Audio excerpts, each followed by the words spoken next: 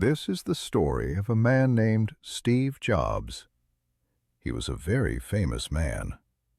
He changed the world with technology. You probably know his company. It is called Apple. Steve was not just a businessman. He was a dreamer. He wanted to make perfect things. He wanted to change the future. But his life was not always easy. He had many problems. He made many mistakes. But he never stopped trying. This is the story of his life. Steve was born on February 24th, 1955. He was born in the city of San Francisco. It is a beautiful city in California. But his start was difficult. His biological mother was a young student. Her name was Joanne. She was not married. Her parents were angry. They did not want her to keep the baby. She was very sad.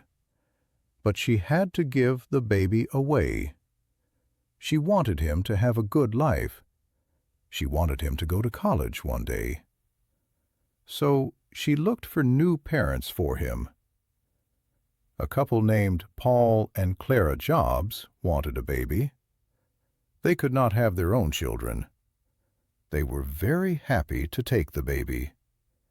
They named him Stephen Paul Jobs. Paul was a mechanic. He worked with his hands. He fixed cars. Clara was an accountant. She worked with numbers. They were simple people. They were not rich. They lived in a normal house, but they loved Steve very much. They were his real family. Steve always said that Paul and Clara were his true parents. The family lived in a place called Mountain View. Later, people called this place Silicon Valley. It was a special place. Many engineers lived there. Many people worked with electronics. Steve saw this everywhere. His father, Paul, had a workbench in the garage. A workbench is a table for tools. Paul taught Steve how to build things. He taught Steve how to take things apart. He showed him how to use a hammer and a screwdriver. Paul liked to make things perfect. He looked at the back of a cabinet. He said, "You must make the back look good too, even if nobody sees it." Steve remembered this lesson forever. He wanted his computers to be beautiful inside and outside. Steve was a smart boy, but he was difficult in school. He did not like rules. He was bored. He played jokes on his teachers. He let a snake go in the classroom. He exploded a small bomb. His teachers were not happy. But one teacher saw his potential. Her name was Mrs. Hill. She gave him money and candy to do his homework. It worked. Steve started to study. He learned very fast. He was smarter than the other children. The school wanted him to skip 2 grades. His parents said no. They let him skip only 1 grade. When Steve was in high school, he met a very important person. His name was Stephen Wozniak. People called him Woz. Woz was older than Steve, but they liked the same things. They both loved electronics. They both liked pranks and jokes. Woz was a genius. He knew everything about computers. He could build anything.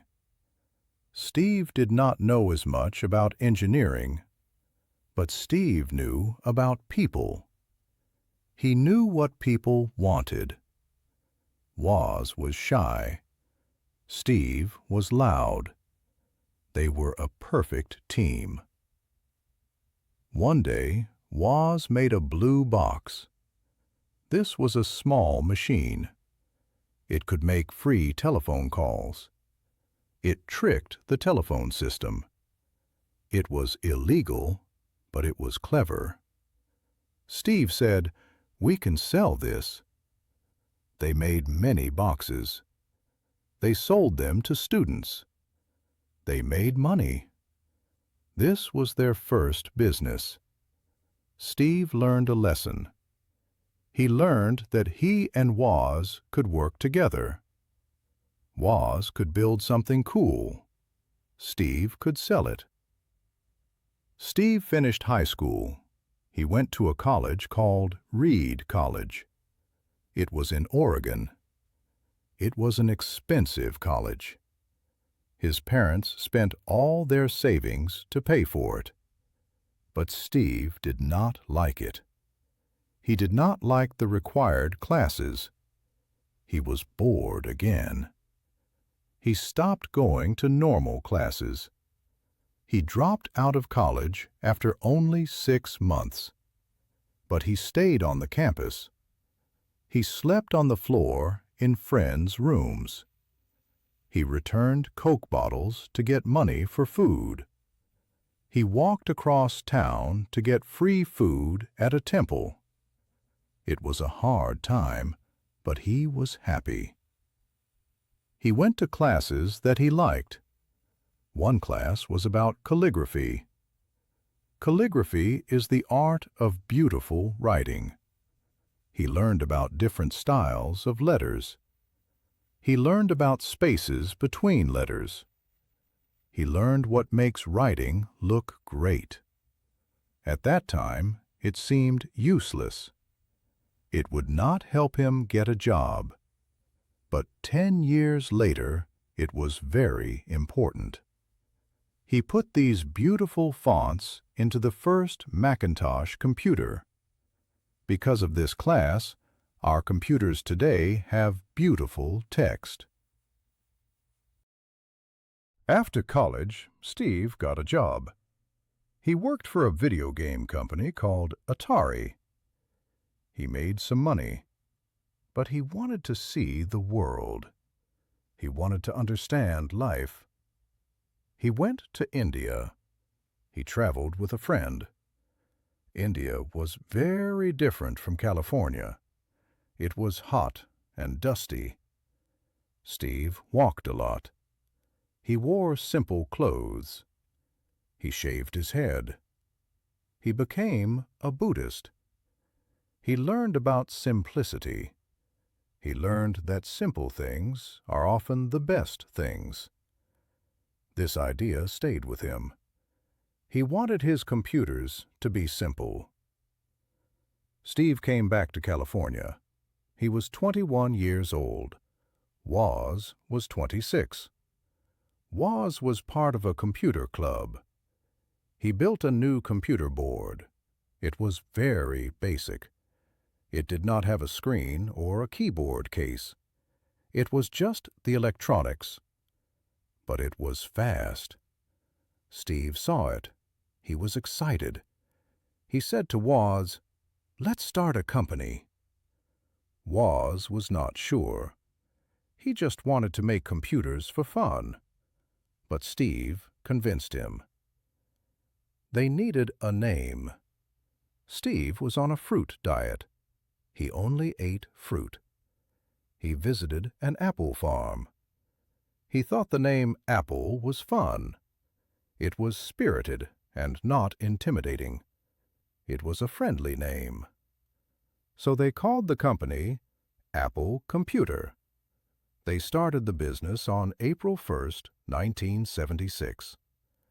Their office was the garage of Steve's parents. It was small. It was cold in the winter. But they worked hard. Steve's sister helped them. They sold their first computer. It was called the Apple I.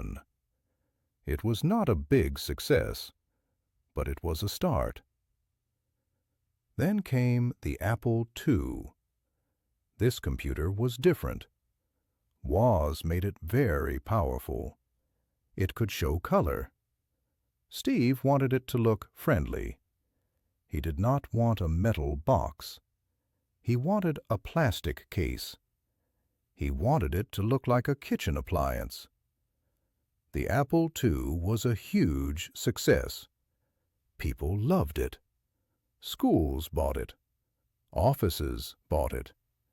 Suddenly, Steve and Woz were rich.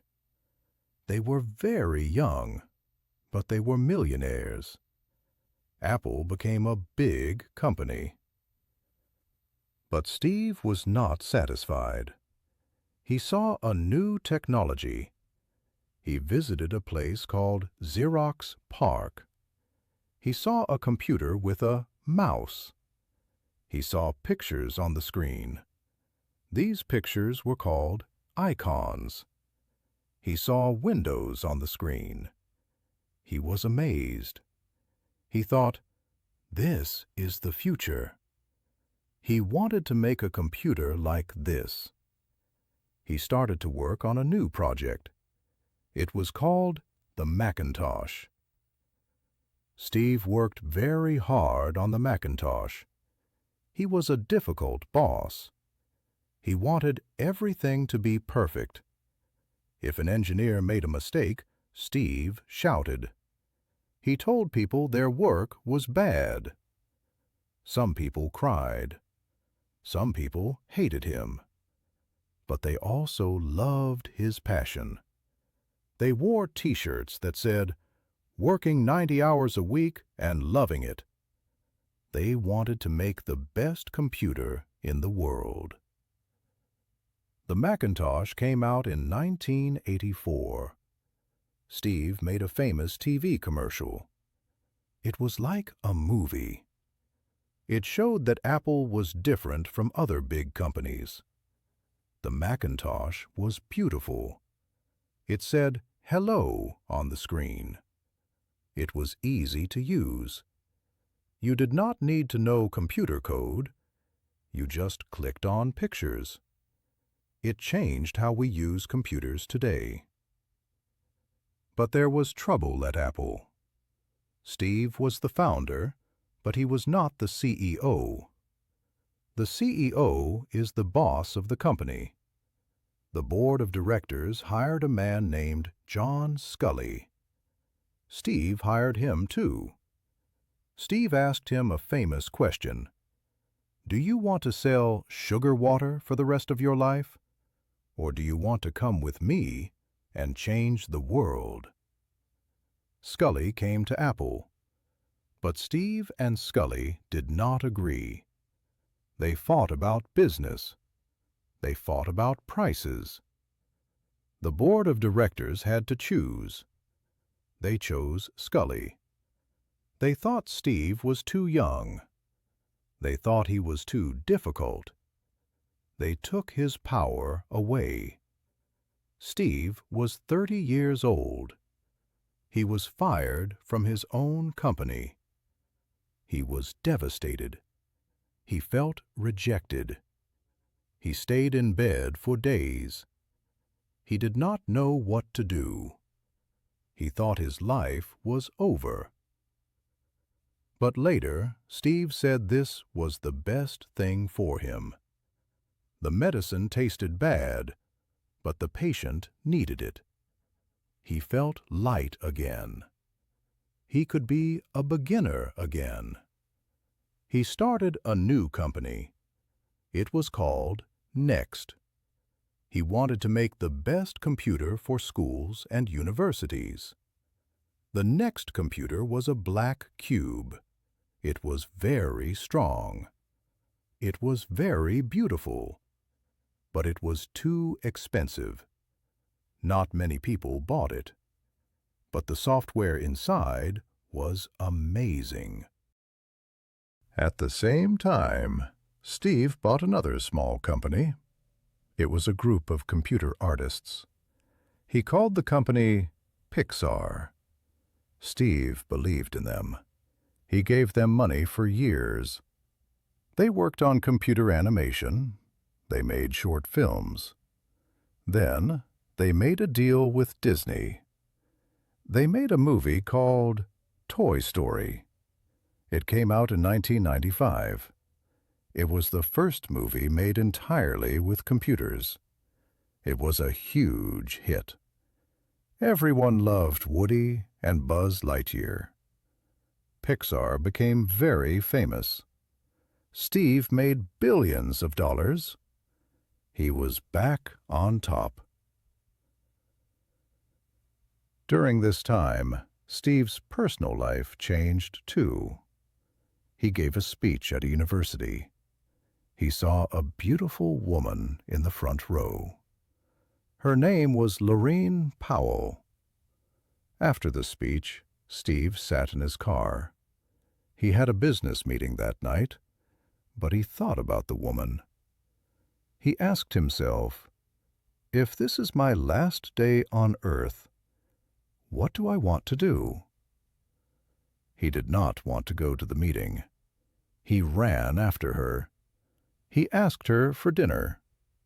She said yes. They fell in love. They got married. They had 3 children together. Steve also had a daughter named Lisa from a girlfriend in the past. For a long time, he did not talk to Lisa, but later they became friends. He learned to be a father. Back at Apple, things were bad. Without Steve, the company lost its way. They had too many products. The products were boring. They were losing money. They were almost dead. They needed a new operating system. They looked at many companies. They decided to buy Steve's company next. In 1996, Steve Jobs came back to Apple. He was just an advisor at first, but soon he took control. He became the CEO. He looked at the company. He saw too many products. There were 12 different types of computers. It was confusing. Steve drew a simple box on a whiteboard. He made a grid with 4 squares. He wrote Consumer and Pro. He wrote Desktop and Portable. He said, "We will make only 4 computers, but they will be the best in the world." He stopped all other projects. Many people lost their jobs. It was sad, but it saved the company. He wanted a new computer. He wanted it to look different. Most computers were beige or gray boxes. Steve worked with a designer named Johnny Ive. Johnny was from England. He loved simple designs too. They made the iMac. It was shaped like an egg. It was blue and transparent. You could see inside it. It had a handle on top. It looked friendly. It was a massive success. Apple was cool again. Steve did not stop there. He looked at the music industry.